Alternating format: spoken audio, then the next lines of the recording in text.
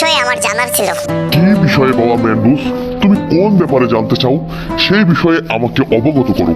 শায়েখ, জিহাদ মানেই কি যুদ্ধ? না বাবা, জিহাদ মানে সবসময় তরবারির যুদ্ধ নয়।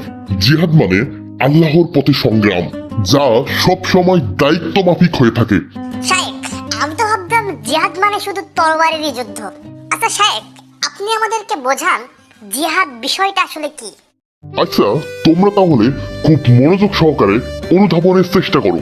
জিহাদ শব্দের মূল অর্থ প্রচেষ্টা বা সংগ্রাম, অর্থাৎ নিজের সর্বোচ্চ চেষ্টা দিয়ে ভালো কাজে লিপ্ত থাকা এবং মন্দের বিরুদ্ধে রুখে দাঁড়ানো। তোমরা যে তরবারি বা সশস্ত্র যুদ্ধকে জিহাদ মনে করো, এটি ইসলামের দৃষ্টিতে শুধু একটি জিহাদের অংশ। এটি শুধুমাত্র বিশেষ পরিস্থিতিতেই বৈধ। এর বাইরেও গুরুত্বপূর্ণ জিহাদ আছে।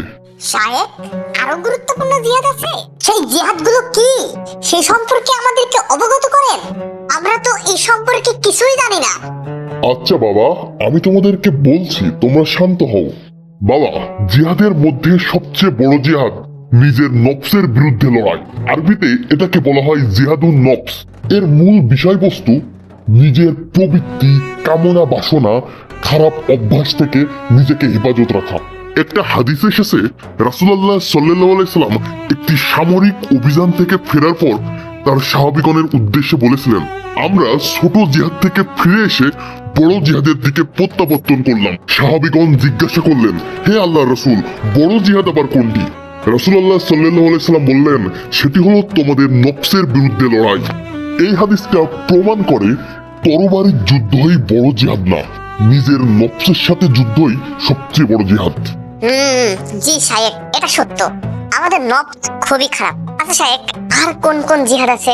এরপর আছে জিহাদ বিল ইলম, অর্থাৎ জ্ঞান অর্জনের জিহাদ। জিহাদ বিল দাওয়া, অর্থাৎ ইসলাম প্রচারের জিহাদ। জিহাদ বিল মাল, অর্থাৎ ধন সম্পদের জিহাদ।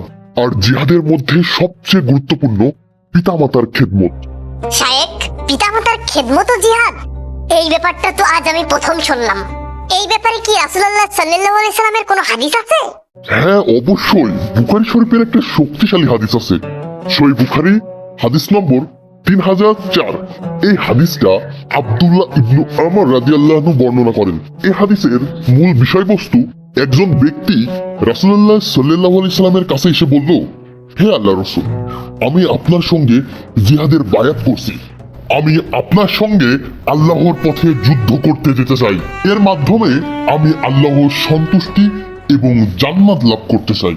তখন রাসূলুল্লাহ সাল্লাল্লাহু আলাইহি সাল্লাম তাকে জিজ্ঞাসা করলেন, তোমার বৃদ্ধ পিতামাতা কি জীবিত আছে? সেই ব্যক্তি উত্তর দিল, জি, উভয়ই জীবিত আছে। তখন রাসূলুল্লাহ সাল্লাল্লাহু আলাইহি সাল্লাম বলেন, তাহলে তুমি তাদের কাছে ফিরে যাও এবং পিতামাতার সেবার মাধ্যমে তোমার জিহাদ আদায় করো। এই হাদিসের মূল বিষয়বস্তু কি তোমরা অনুধাবন করতে পেরেছো? জি শায়েখ, আমরা বুঝতে পেরেছি, কিন্তু সেই সংগ্রামকে উপলব্ধি করার দৃষ্টিভঙ্গি আমাদের সকলের থাকে না।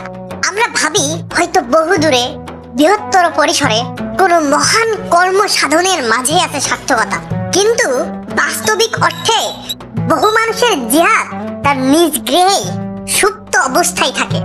আপনারা যারা এই ধরনের ইসলামিক কন্টেন্ট পছন্দ করেন, আপনাদেরকে আমাদের এই চ্যানেলে স্বাগতম।